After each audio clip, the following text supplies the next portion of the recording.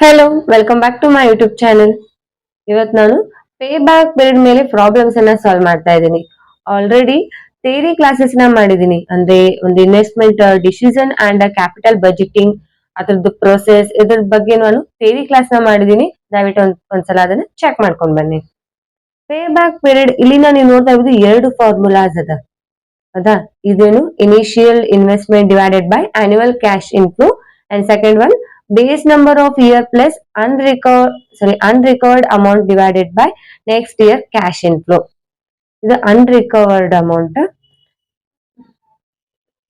Okay, ಇದನ್ನ ಈ ಒಂದು ಫಾರ್ಮುಲಾನ ಯಾವಾಗ ಯೂಸ್ ಮಾಡ್ತೀವಿ ಅಂತಂದ್ರ cash inflow, annual cash inflow or CFAT ಇದೇನ್ ಮಾಡ್ತಾರ ಅಂದ್ರ ಒಂದ ಮೆನ್ಷನ್ ಮಾಡಿರ್ತಾರ. 4,000 ಫಾರ್ 5 years, 6,000 ಈ ರೀತಿ ಒಂದೇ ಒಂದು ಅಮೌಂಟ್ ಅನ್ನ ಕ್ಯಾಶ್ ಇನ್ಫ್ಲೋ ಆಗಿ ಮೆನ್ಷನ್ ಮಾಡಿರ್ತಾರೆ. ಅವಾಗ ಏನ್ ಮಾಡ್ತೀವಿ ಅಂತಂದ್ರೆ ಈ ಒಂದು ಫಾರ್ಮುಲಾನ ಅಪ್ಲೈ ಮಾಡ್ತೀವಿ. ಇದನ್ನ ಯಾವಾಗ ಅಪ್ಲೈ ಮಾಡ್ತೀವಿ ಅಂತಂದ್ರ ಕ್ಯಾಶ್ ಇನ್ಫ್ಲೋ ಏನಾಗಿರುತ್ತೆ ಮಿಕ್ಸ್ಡ್ ಆಗಿರುತ್ತೆ, ಕಾನ್ಸ್ಟೆಂಟ್ ಇರೋದಿಲ್ಲ. ಎವ್ರಿ ಇಯರ್ ಚೇಂಜ್ ಇರುತ್ತೆ. 1 to 5 years ಅದ. ಸೊ ಫಸ್ಟ್ ಇಯರ್ ಒಳಗ 2,000, ನೆಕ್ಸ್ಟ್ 4,000, ನೆಕ್ಸ್ಟ್ 10,000, 15,000 ಈ ರೀತಿ ಡಿಫ್ರೆಂಟ್ ಒಳಗಿರುತ್ತೆ ಕ್ಯಾಶ್ ಇನ್ಫ್ಲೋಸ್. ಸೊ ಅವಾಗ ಏನ್ ಮಾಡ್ತೀವಿ ಈ ಒಂದು ಫಾರ್ಮುಲಾನ ಅಪ್ಲೈ ಮಾಡ್ತೀವಿ. ಓಕೆ, ಫಸ್ಟ್ ಕ್ವಶನ್ ಪ್ರಾಬ್ಲಮ್ಸ್ ನ ಸ್ಟಾರ್ಟ್ ಮಾಡ್ಬಿಡೋಣ. Question first problem on the basis of payback period. From the following information, calculate the payback period of capital investment of rupees 80,000. In return, it gives 4,000 every year.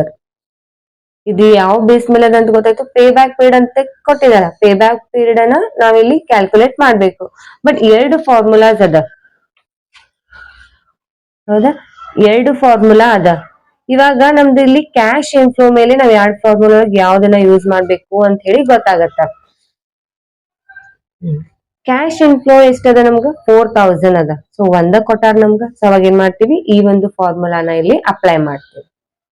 Initial investment divided by annual cash inflow. ನಮ್ಗೆ ಬೇಕಾಗಿರೋದೇನು just investment and CFAT. Answer ಏನದ investment is equals to 80,000. Investment ಎಷ್ಟು ಕೊಟ್ಟಿದ್ದಾರೆ question ಒಳಗೆ ನಮ್ಗ 80,000. Next CFAT 4,000 ಅದ. So 4,000 pay back period formula investment divided by CFAT. 80,000 divided by 4,000 ನಮಗ ಎಷ್ಟು ಬರುತ್ತಾ 20 ಬರುತ್ತಾ. ಪೇ ಬ್ಯಾಕ್ ಪೀರಿಯಡ್ 20 years ಅಂತಂದ್ರೆ ನಮ್ದು ಅಮೌಂಟ್ ಯಾವಾಗ ರಿಕವರ್ ಆಗತೈತಿ ಅಂದ್ರೆ 20 years ನಮ್ದು 80,000 ಏನಾಗತೈತಿ ರಿಕವರ್ ಆಗತೈತಿ. Okay, next second problem. T Limited invest in a machine rupees 40,000 expected to produce CFAT rupees 8,000 for 10 years. Compute payback period. ಇಲ್ಲಿ ಏನ್ ಕೇಳಿದಾರೆ ಅಂದ್ರೆ ನಮಗೆ 10 years ಅಂತೇಳಿ ಅವರ ಪ್ರೀ ಡಿಟರ್ಮೈಂಡ್ ಅಂತಂದ್ರೆ ಮುಂಚೆನೆ ಏನ್ ಮಾಡಿದಾರೆ 10 years ರಿಕವರ್ ಆಗುತ್ತಾ ಅಂತ ಹೇಳಿ ಅಸಂಪ್ಷನ್ ಮಾಡ್ಕೊಂಡಿದ್ದಾರೆ.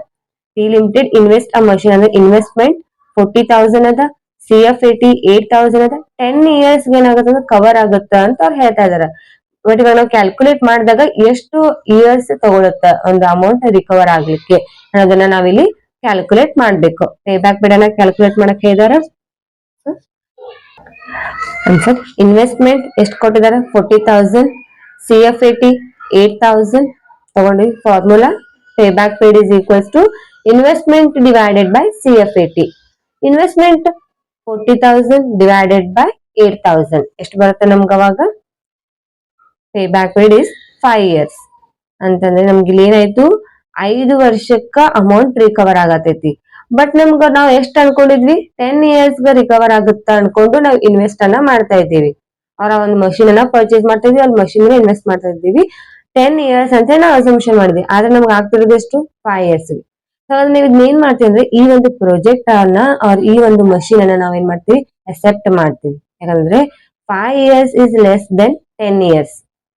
Payback period is lesser than predetermined payback period. ನಮ್ದು acceptance ರೂಲ್ ಏನಿತ್ತು, payback period is lesser than the predetermined payback period, hence it will accepted. ಏನಾದ್ರು ನಾವು ಮುಂಚೆನೆ ಏನ್ ಅನ್ಕೊಂಡಿದೀವಿ ಇಯರ್ಸ್ ಅದಕ್ಕಿಂತ ಕಡಿಮೆ ಏನಾದ್ರು ಇಯರ್ಸ್ ಒಳಗೆ ನಮ್ಗೆ ರಿಕವರ್ ಆಗ್ತಾ ಇತ್ತು ಅಂತಂದ್ರೆ ಆ ಪ್ರಾಜೆಕ್ಟ್ ಅನ್ನ ಎಸೆಪ್ಟ್ ಮಾಡ್ತೀವಿ.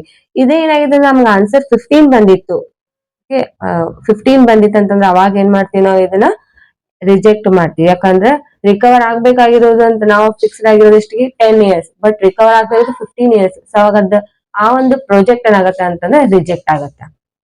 ಇವಾಗ ಈ ಒಂದು ಪ್ರಾಬ್ಲಮ್ ಒಳಗೆ ಏನಾಗ್ಯದ 5 ಇಯರ್ಸ್ ಗದ ನಮ್ದು ನಾವು ಎಕ್ಸ್ಪೆಕ್ಟ್ ಮಾಡ್ತಿರೋದು 10 ಇಯರ್ಸ್.